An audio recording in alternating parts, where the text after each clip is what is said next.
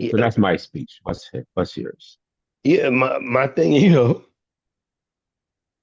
is does it matter that somebody apologizes if the underlying offense still exists? If they still don't even understand what is the driving force behind said heresy, right? Like, what would lead you to not want to treat people as other human beings? What would lead you to allow such evil to reign and yet be so steeped in the actual founding of today's churches? Right. Again, when we come as we come out of Constantine's time and whatever, then this is the actual creation of the Byzantine Empire and the Catholic Church that then breaks down into the different denominations that we see.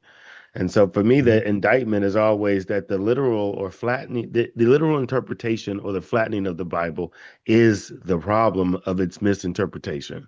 Amen. That's my argument. Okay. That's fair. That's and appropriate. No, it's just as you mentioned, is the acknowledgement or the apology important, or is it earth shattering? And what I mean by that is, yes, there's an apology. Yes, there's a recognition of it. But like you said, the underlying motivation, the underlying premise, as we know, is greed and selfishness. I mean, it just drives that point to the core.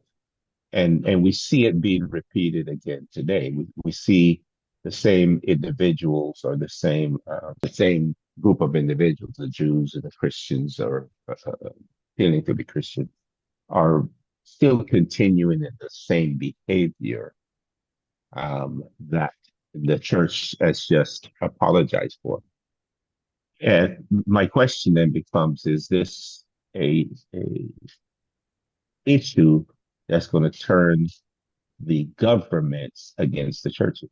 No, it is just in the sense so that the church can align with the states or the governments. Exactly in the sense as you said for me, is that he actually is apologizing for the sake of preservation of the Catholic Church, not for the preservation of Christ's truth. There's a difference.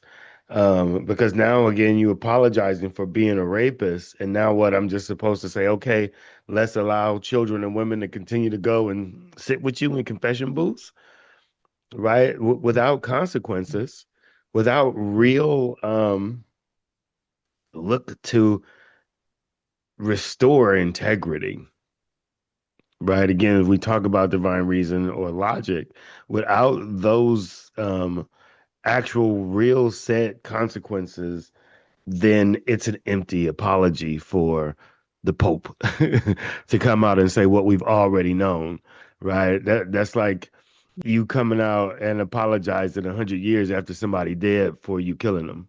It's pointless with no restitution whatsoever, and they have the stolen wealth to actually take part in the restitution that they would need to do for all of the indigenous